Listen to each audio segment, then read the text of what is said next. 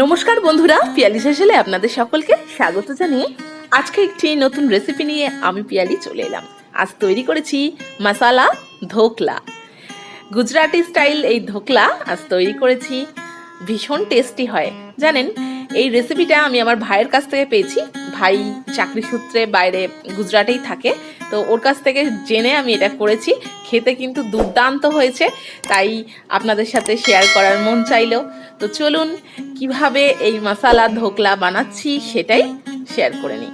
প্রথমেই একটা বোল নিয়ে নিলাম, একটা ছাঁকনি নিয়ে আমরা বেসনটা ছেঁকে নিচ্ছি, মানে একটু চেলে নিচ্ছি। বেসন আমি 1 কাপ নিচ্ছি, মানে এটা হাফ কাপের মেজারমেন্ট কাপ, তাই 2 কাপ নিলাম, মানে 1 কাপ বেসন মতন নিলাম। তো বেসনটা এবার এই চালুনির মধ্যে দিয়ে চেলে নিতে হবে। ধোকলা বানানোর সময় অবশ্যই করে আপনারা কিন্তু বেসনটা চেলেই নেবেন, একদম ভালো করে চেলে নেবেন। চেলে নেওয়ার ফলে কি হবে, বেসনের মধ্যে একদম ঝুরঝুরে ভাব থাকবে, তো এটা স্পঞ্জি হবে। তারপর দিয়ে দিচ্ছি হিং। হিংয়ের জন্য টেস্টটা খুব ভালো আসবে। দিয়ে দিচ্ছি সামান্য হলুদ, আর দিচ্ছি স্বাদ মতো নুন, আর দিচ্ছি গ্রেট করা আদা আর মিহি করে কুচনো কাঁচা লঙ্কা। ঝালটা অবশ্যই স্বাদ অনুযায়ী নিজেদের ব্যবহার করে নিতে হবে। আর দিয়ে দিলাম 1 টেবিল চামচ মতন রিফাইন্ড অয়েল, আর দিচ্ছি লেবুর রস। একটা পাতিলেবুর অর্ধেকটা আমি এর মধ্যে ব্যবহার করলাম, মানে 1 টেবিল চামচ মতন রস হবে। আর দিচ্ছি চিনি, 3 চামচ মতন চিনি এর মধ্যে ব্যবহার করলাম। গুজরাটি যে ধোকলাগুলো হয় সেটা একটু মিষ্টি ভাব থাকে ভেতরে, তো মানে মশালা যে ধোকলা হয় সেটা মিষ্টি মিষ্টি লাগে, তো ওর জন্যে এর মধ্যে চিনিটা অবশ্যই করে দেবেন। আর এটাকে ভালোভাবে মিশিয়ে নিতে হবে, অল্প অল্প করে জল দিয়ে মেশাতে হবে।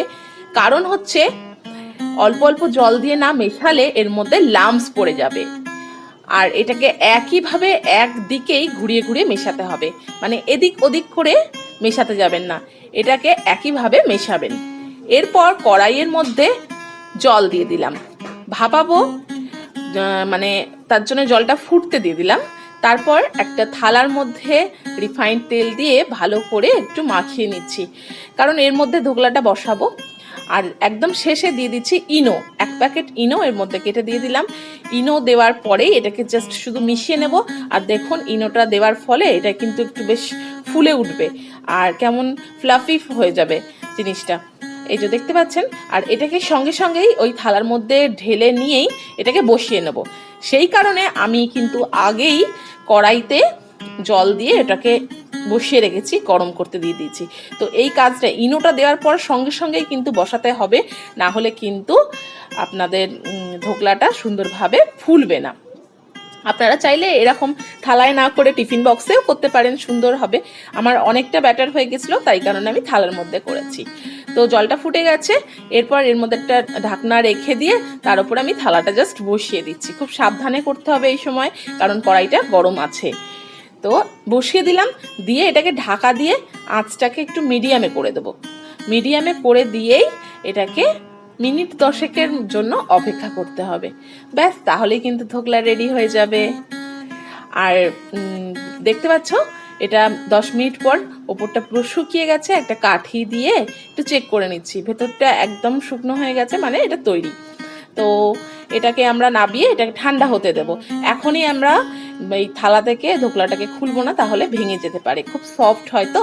আর একটা তড়কা তৈরি করে নিচ্ছি ধোকলার মধ্যে দেওয়ার জন্যে। তো প্রথমে একটু রিফাইন্ড তেল দিয়ে দিলাম, আর সামান্য একটু হিং দিয়ে দিচ্ছি ওর মধ্যে, আর দিচ্ছি সর্ষে, আর দেব কাঁচা লঙ্কা বেশ কতগুলো, সবকটা কাঁচা লঙ্কায় কিন্তু চিড়ে চিড়ে দিতে হবে। আর দিয়ে একটু সামান্য এটাকে নাড়াচাড়া করে ভেজে নিতে হবে, যাতে একটা সুন্দর গন্ধ উঠে আসে। তারপর দিয়ে দিচ্ছি নুন। নুনটা অবশ্যই দেবেন এর মধ্যে, কারণ না হলে এর স্বাদটা ভালো আসবে না। তো নুনটা দেওয়ার পরেও এটাকে নাড়াচাড়া করে ভাজছি, আর একটা সুন্দর যখন গন্ধ উঠে আসবে আর সর্ষেগুলো ফেটে ফেটে উঠবে, তখন এর মধ্যে কারি পাতা দিয়ে দিতে হবে বেশ খানিকটা। কারি পাতা যদি বাড়িতে থাকে অবশ্যই দেবেন। দেওয়ার পর এটাকে একটু নাড়াচাড়া করে নিতে হবে। তারপর দিয়ে দিচ্ছি এর মধ্যে জল।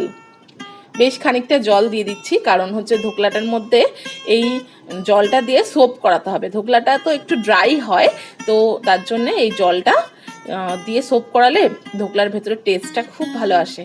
তো তার কথা বলতে বলতে আমরা চিনি দিয়ে দিলাম এর মধ্যে খানিকটা স্বাদ মতন, আর দিয়ে দিচ্ছি লেবুর রস। মানে চিনি, নুন আর লেবুর রসটা কিন্তু ব্যালেন্স করে রাখতে হবে, যাতে জলটা বেশ মিষ্টি মিষ্টি টকটক হয়। দিয়ে এটাকে একটু ফুটিয়ে নিতে হবে। ফুটিয়ে নিলেই কারি পাতা আর কাঁচা লঙ্কার ফ্লেভারের মধ্যে এসে যাবে। আর দিয়ে দিচ্ছি একটু ধনে পাতা কুচি। ধনে পাতাটাও অবশ্যই করেই দেবেন, তাহলে এই জলটার কিন্তু টেস্ট খুব ভালো আসবে।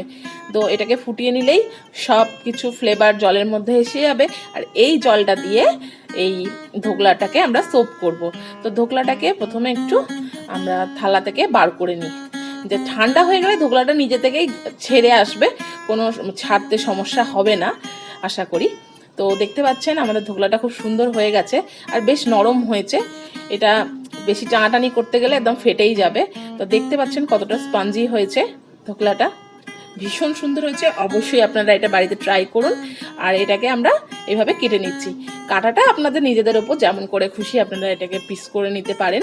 তো কেটে নিয়ে এরপর ওর ওপর থেকে আমরা দিয়ে দিচ্ছি যে জলটা তৈরি করে রেখেছিলাম কারি পাতা দেয়া এই দেয়া, সেই জলটাকে এর ওপর থেকে ছড়িয়ে দিতে হবে। আর মাথায় রাখতে হবে জলটা যেন একটু উষ্ণ গরম থাকে, সেই অবস্থায় এর মধ্যে দিতে হবে। আর ধোকলাটাও যেন খুব বেশি গরম না থাকে, সেই অবস্থায় কিন্তু দেবেন না, তাহলে ধোকলাটা ভেঙে যাবে।